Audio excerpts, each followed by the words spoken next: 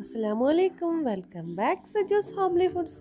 ഇന്ന് ഞാൻ കൈപ്പക്കായിട്ട് റെസിപ്പി ആയിട്ടാണ് കേട്ടോ വന്നിട്ടുള്ളത്. വീട്ടിൽ നമ്മൾ ചോറിന് കൂട്ടാനൊന്നും ഇല്ലയെന്നുണ്ടെങ്കിൽ കൈപ്പക്ക ഇടയ്ക്കൊക്കെ സ്റ്റോക്ക് ഉണ്ടാവും കേട്ടോ. അപ്പോൾ കൈപ്പക്ക ഉപയോഗിച്ചിട്ട് ഞങ്ങൾ ഉണ്ടാക്കുന്ന റെസിപ്പിയാണ് ഇത് കേട്ടോ. ഇതിലേക്ക് ഞാൻ 2 കൈപ്പക്ക, അതുപോലെ നല്ലോണം പഴുത്ത 3 തക്കാളി, ഒരു വല്യുള്ളി, ഇത്രയാണ് കേട്ടോ എടുത്തിട്ടുള്ളത്. വീട്ടിലെല്ലാവർക്കും പൊതുവെ കൈപ്പക്ക നല്ലോണം ഇഷ്ടമാണ് കേട്ടോ. അപ്പോൾ ഇടയ്ക്കൊക്കെ ഇവർക്ക് ആ കൈപ്പക്ക കൊണ്ടുവരാറുണ്ട്.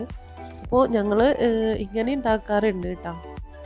പിന്നെ കൈപ്പക്ക അച്ചാറിടും, പിന്നെ ഫ്രൈ ചെയ്യാറൊക്കെ ഉണ്ട്. പിന്നെ തൈര് ഉണ്ടാകുമ്പോൾ ഞങ്ങൾ എന്തായാലും ഈ ഒരു റെസിപ്പി ഉണ്ടാക്കാറുണ്ട്. ഇപ്പോൾ പിന്നെ കൈപ്പക്കൻ്റെ റെസിപ്പിയും തൈരും കൂടെ കൂട്ടിയിട്ട് ചോറിൽ ഇങ്ങനെ കുഴച്ചിട്ട് ഇങ്ങനെ കഴിക്കാൻ നല്ല ടേസ്റ്റാണ് കേട്ടോ. ഞങ്ങൾക്ക് നല്ല ഇഷ്ടമാണ് റെസിപ്പി. അപ്പോൾ നമ്മുടെ ഈ റെസിപ്പി കണ്ടിട്ട് കൈപ്പക്ക ഇഷ്ടമുള്ള ആളുകളുണ്ടെങ്കിൽ ഒന്ന് വീട്ടിൽ ട്രൈ ചെയ്ത് നോക്കുക കേട്ടോ.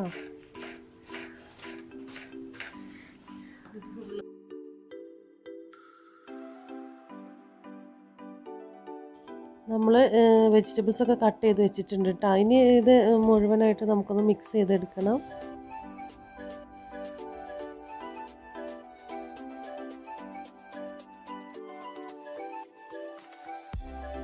ഇനി ഇതിലോട്ട് നമ്മൾ 2 ടീസ്പൂൺ മുളക് പൊടി, 1/4 ടീസ്പൂൺ മഞ്ഞൾപ്പൊടി, പാകത്തിന് ഉപ്പിട്ടിട്ട് നല്ലോണം ഒന്ന് കുഴച്ചെടുക്കുക.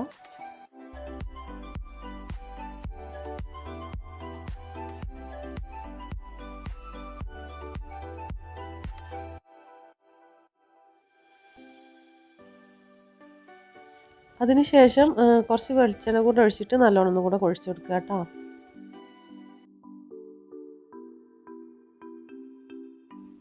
അപ്പോൾ ചൂടായ കടായിലോട്ട് ഞാൻ വെജിറ്റബിൾസൊക്കെ ഇട്ട് കൊടുക്കുകയാണ് കേട്ടോ. അപ്പോൾ ഇതിൽ കുറച്ച് വെളിച്ചെണ്ണേൻ്റെ കുറവുണ്ടായതുകൊണ്ട് ഞാൻ കുറച്ചുകൂടെ ഒഴിച്ചു കൊടുക്കുന്നുണ്ട്. നിങ്ങൾക്ക് താല്പര്യം ഉണ്ടെങ്കിൽ ഒഴിച്ചു കൊടുത്താൽ മതി കേട്ടോ, അല്ലെങ്കിൽ ഇത്ര തന്നെ ഒഴിച്ചിട്ട് മതി.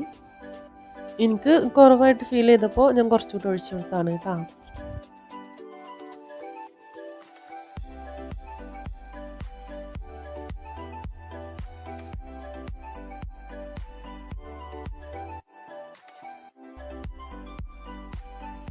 അപ്പോൾ നമ്മുടെ കൈപ്പക്ക ഏകദേശം കുക്കായിട്ടുണ്ട് കേട്ടോ. ഇനി ഒന്നും കൂടെ സെറ്റ് ആവട്ടെ. എന്നിട്ട് നമുക്ക് കടുകും കറിവേപ്പിലയൊക്കെ ഒന്നിട്ടിട്ട് നല്ലോണം ഒന്ന് വറവിട്ടിട്ട് ഒഴിച്ചു കൊടുക്കാം. ഞങ്ങൾക്കിവിടെ കൈപ്പക്ക പൊതുവെ ഇഷ്ടമാണ് കേട്ടോ. അതുകൊണ്ടാണ് ഞങ്ങളിങ്ങനെ കൈപ്പക്കറ്റ് ഓരോന്നായിട്ടൊക്കെ ഉണ്ടാക്കുക. അതുപോലെ കൈപ്പക്കയും ചക്കക്കുരു അങ്ങനെയൊക്കെ ഇട്ടിട്ട് ഞങ്ങൾ ഉണ്ടാക്കാറുണ്ട് കേട്ടോ.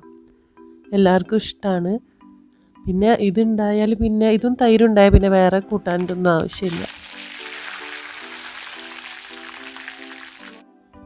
അപ്പോൾ കൈപ്പക്കായിട്ടുള്ള ഈ റെസിപ്പി എല്ലാവർക്കും ഇഷ്ടമായിട്ടുണ്ടാവുമെന്ന് കരുതുന്നു. ഇഷ്ടമായിട്ടുണ്ടെങ്കിൽ ലൈക്ക് ചെയ്യുക, ഷെയർ ചെയ്യുക, കമൻ്റ് ആക്കുക, സബ്സ്ക്രൈബ് ചെയ്യാത്തവരുണ്ടെങ്കിൽ സബ്സ്ക്രൈബ് ചെയ്യുക.